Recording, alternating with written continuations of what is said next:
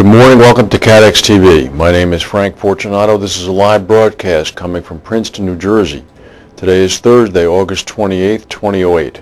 It's 11:30 a.m. Eastern Daylight Time in the U.S. In London, it's 4:30 p.m. In Bermuda, 12:30 p.m. And in Mexico City, it's 9:30 a.m. If you need to reach us during the broadcast, phone in toll-free at 1-866-67-CATEX. Overseas, our AOL Instant Mail address is CATEX TV. Programming note, tomorrow we will be interviewing Michael O'Halloran, Executive Chairman of Aon Re Global. On this day in history, 45 years ago in 1963, Dr. Martin Luther King Jr. delivered his famous I Have a Dream speech on the Mall in Washington in front of 200,000 people. Tonight in Denver, Colorado, an African American, Barack Obama, will accept the Democratic Party's nomination as president. How far we have come.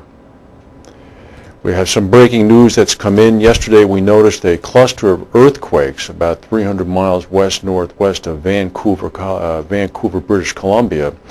And this morning at 5:37 a.m. local time, Pacific time, that would be less than 3 hours ago, a 5.8 quake on the Richter scale hit.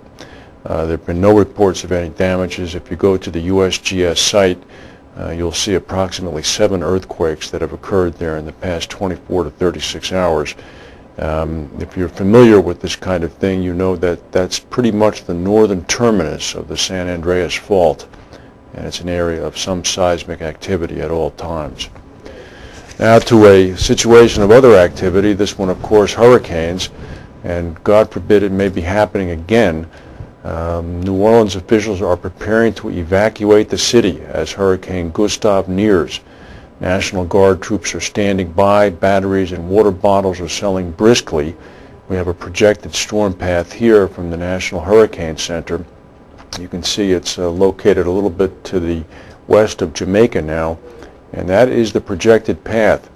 The New Orleans area is watching as the storm begins its march across the Caribbean. And this is just about the eve of Hurricane Katrina's 3rd anniversary. Forecasters are warning that Gustav could strengthen and slam into the Gulf Coast as a major hurricane. Taking no chances, New Orleans officials began preliminary planning to evacuate and lock down the city in hopes of avoiding the catastrophe that followed the 2005 storm. New Orleans Mayor Ray Nagin, yes, he's still the mayor, left the Democratic National Convention in Denver to return home for the preparations. The governor declared a state of emergency to lay the groundwork for federal assistance. 3,000 National Guard troops are on standby. The storm is about 80 miles east of Kingston, Jamaica. It's moving to the west-southwest at about 8 miles per hour. The storm is expected to pass very close to Jamaica later today. Its maximum sustained winds right now are only at 50 miles per hour. But if it strengthens, as expected, to a Category 3 storm, that means winds of 111 miles per hour or greater. The projected path right now indicates that a strike could occur somewhere between the Florida Panhandle and Texas. As far as New Orleans goes, if it reaches Category 3 or stronger, a mandatory evacuation order is going to be put in place. Unlike Katrina, there will be no massive shelter at the Superdome. Instead, the state has arranged for buses and trains to take people to safety. Obviously, we'll keep monitoring this one. A new tropical depression has formed in the Atlantic. The Hurricane Center says that the new low is centered about 355 miles east-northeast of the northern Leeward Islands. You see it right there with the big L. You also notice to the right that there are 2 tropical depressions moving toward the west, coming from the Cape Verde Islands. The L, the low that's listed there, is moving toward the west-northwest at 5 miles per hour. And this naturally comes as Gustav is beginning to churn through the Caribbean. There's been a disaster in the Ukraine. Artillery shells and other ammunition at a storage site in the Ukraine are beginning to explode after a forest fire spread to a military base. The Prime Minister of the Ukraine is quoted as saying that nobody is seriously injured yet. It's occurred at a place called Lozovaya, about 300 miles east of Kiev, very near the city of Kharkov. The Defense Ministry said that firefighters could not handle the blaze It spread to the arsenal, which contained some 100 tons of ammunition, including missiles. According to the Prime Minister of the Ukraine, Yulia Tymoshenko, there were no casualties. 1,400 people have been evacuated. 6,000 more are going to be evacuated. Ukrainian defense officials have been warning for years that dozens of large ammunition depots inherited from the former Soviet Union are poorly maintained and represent a serious public hazard. I would say so. In India, at least 2.5 million people are now marooned after heavy monsoon rains have lashed their villages. The Bihar State's disaster management minister this morning called it the region's worst floods in more than 50 years after the Kosi River burst its banks and flooded huge areas of the region. He said you could be prepared for a normal flood, but this is not a normal flood, it's a complete disaster. He said the Indian Army and the National Disaster Response Force are working to evacuate 1 million people from their homes. He went on to say that we think they're going to remain in relief camps for several months. Indian emergency services are rushing supplies to the flood victims as food riots have erupted in eastern India, where about 250,000 houses have been destroyed. There was an article in today's London-based Insurance Day featuring some comments from a friend of ours, John Hamblin. John is an active underwriter for Syndicate 2010 of Cathedral Underwriters. Mr. Hamblin says that the even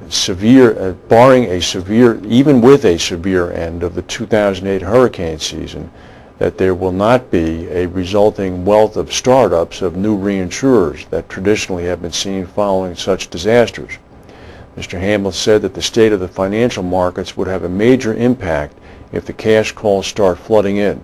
He said, quote, if in the event of large hurricanes this year, and I'm talking about an insured loss figure of around $75 billion, it's highly unlikely that capital could be raised as quickly and as cheaply as it has been in the past, particularly in the current climate. In fact, said John Hamblin, next time around we do not foresee any startups. Hamblin said that if Gustav and its successors fail to blow hard between now and the end of the season on November 30th, the expectation still is that U.S. cat rates will continue to soften. According to John Hamblin, the modeling is better now and the firms are better managing their exposures, so a Katrina-type event will not destroy capital as much as it did in 2005.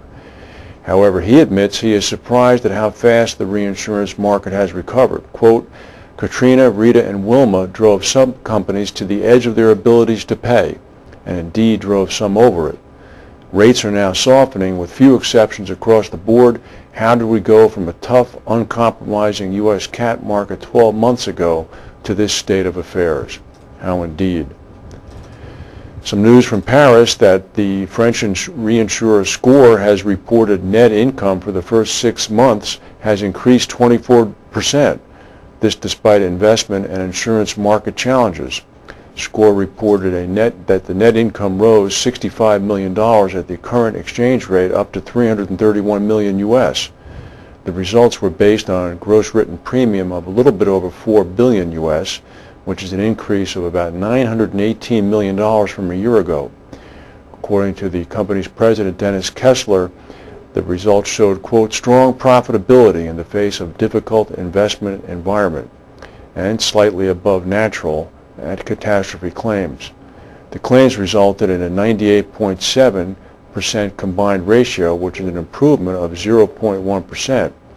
In less than 1 year, Kessler said, we successfully completed the creation of a new SCOR by combining Convarium and SCOR in a very efficient manner.